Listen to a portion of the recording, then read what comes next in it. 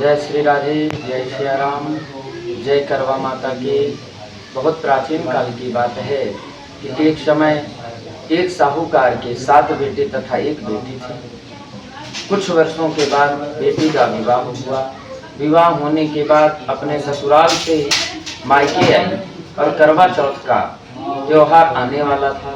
करवा चौथ का व्रत धारण की थी और जो 7 भाई थे अपनी बहन को बहुत ही चाहते थे।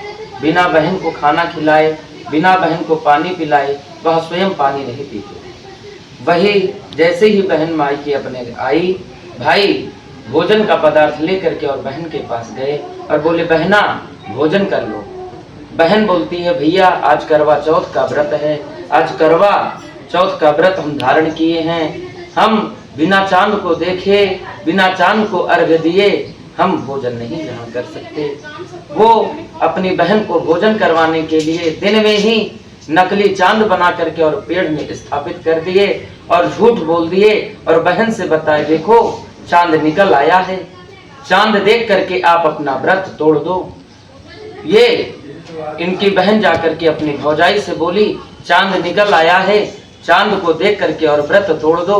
तो भाभियों ने कहा, तुम्हारा चांद निकल आया है, तुम जा करके इस व्रत को तोड़ दो, मैं तो नहीं तोड़ूंगी। और वह जा करके चांद को देख करके और व्रत तोड़ दी। जैसे ही भोजन करने के लिए बैठी, पहले ही नेवाला ग्रहण करते छींक आ गई। दूसरा नेवाला जैसे ही ग्रहण की, भोजन में बाल निकल आया। और तीसरा नेवाला जैसे ही ग्रहण की तो ससुराल से संदेशा आ गया कि जिस हालत में हो, जैसे ही हो, ससुराल आना है, पति की तबीयत खराब। ऐसा संदेशा प्राप्त करते ही अपने ससुराल के लिए तैयार हो गई। जैसे ही ससुराल जाने के लिए तैयार हुई, उनकी माँ बेटी से कहने लगी, बेटी आप रास्ते में जाओ, रास्ते में जाना, जो भी व्यक्ति मिले सबका पैर छूते हुए जाना और जो अखंड सौभाग्य का तुम्हें आशीर्वाद दे, आशीर्वाद को ग्रहण करके और अपने पल्लू में गांठ बांध लेना। रास्ते में वैसे ही करती चली गई, जो मिला सभी का चरण स्पर्श की, सभी का आशीर्वाद ग्रहण की, लेकिन सौभाग्य का आशीर्वाद किसी ने नहीं दिया। खुश रहो बेटी, बेटी जीती रहो बेटी, यही आशीर्वाद सभी लोग दिए। जैसे ही ससुराल पहुंची, ससुराल जाते ही छोटी ननंद मिली। ननंद को प्रणाम करते ही ननंद ने कहा, अखंड सौभाग्यवती भव। जैसे ही घर में गई, घर को लांघते ही देखा कि उनके पति मृत्यु को प्राप्त कर गए थे। जैसे ही मृत्यु को प्राप्त किए, उनका शव रखा हुआ था और अंत्येष्टि क्रिया, अंतिम क्रिया के लिए ले जा रहे। सभी गांव वालों को मना कर दिए, परिजनों को मना कर दी कि हमारे पति का शव कहीं ना ले चलो। लाख समझाए, परिजनों ने कहा कि इनका अंतिम संस्कार करेंगे, अंतिम संस्कार करने से मना कर दिए। अंतोगत्वा अंतिम संस्कार में बोली, मैं भी शमशान घाट तक चलूंगी। नहीं मानी, शमशान घाट तक आकर के और बैठ गई। अंत्येष्टि क्रिया नहीं करने दी। वहीं पर गांव के परिजन एक कुरिया बनवा करके, कुटिया बनवा दिए और ये अपने पति के शव को लेकर के और वहीं पर रहने लगी। काफी समय व्यतीत हुआ। हर माह की चौथ माता का व्रत इन्होंने धारण करना शुरू कर दिया। चतुर्थी का व्रत धारण करने लगी। कुम्हार के यहाँ से मिट्टी का बर्तन, गणवे का शीत तथा 16 श्रृंगार की सामग्रियां एकत्रित करके और चौथ का व्रत करने लगी। काफी समय जब व्यतीत हुआ तो आश्विन माह की चौथ मैया आई और कहने लगी, करवा ले ले भैया की प्यारी, करवा ले ले, दिन में चांद उगाने वाली करवा ले ले। इतना सुनते ही पैर पकड़ के रोने लगी।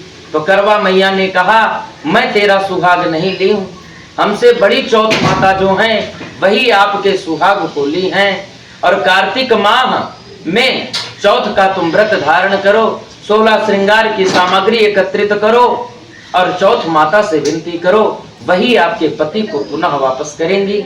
इतना ही नहीं, कार्तिक माह की चौथ आने से ही पहले छोटी ननंद जो इनको सुबह और शाम भोजन दिया करती थी, शाम को जब भोजन लेकर के आई तो ननंद से कही, हे दीदी हमारे लिए 16 श्रृंगार तथा चौथ माता के पूजन की सामग्री की व्यवस्था कर दो। जा करके वह अपनी माँ से बताई।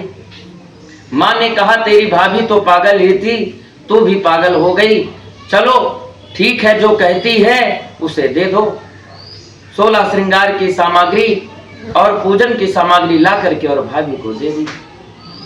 चौथ का व्रत धारण की, चौथ मैया का पूजन की, और शाम को जब अर्घ देने लगी तो चौथ माता प्रकट होकर के और कहने लगी, भैया की लाडली करवा ले ले, दिन में चांद उगाने वाली करवा ले ले, भूखी करवा ले ले। इतना कहते ही करवा मैया का पैर पकड़ के और रोने लगी।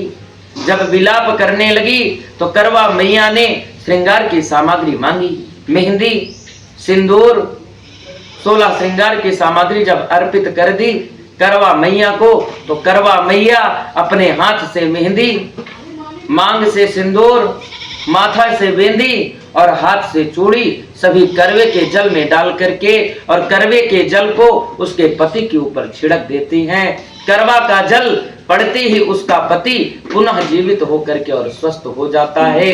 तो प्यारे भक्तों, समस्त नारियों से मैं निवेदन करूंगा, समस्त माताओं से निवेदन करूंगा कि करवा का व्रत, करवा चौथ का व्रत अवश्य धारण करें, करवा मैया का पूजन करें तथा यह करवा चौथ की व्रत कथा सभी लोग श्रवण करें। यह करवा चौथ की व्रत कथा कहने वाला तथा सुनने वाला और कथा के बीच में हुंकारी भरने वाला सभी को बहुत ही सुंदर फल प्राप्त होता है, नारियों को सौभाग्य की प्राप्ति होती है।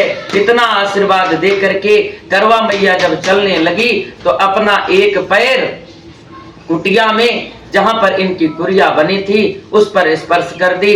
मैया के पैर स्पर्श होते ही वह कुरिया महल के समान बन गई। जब ननद शाम को भोजन लेकर के आई तो कुरिया नहीं पाई। कुरिया न पाने से उनकी भौजाई उनको मिली और बताने लगी, तेरा भाई जीवित हो गया, जाओ मैया से कहो कि आपका पुत्र जीवित हो गया है।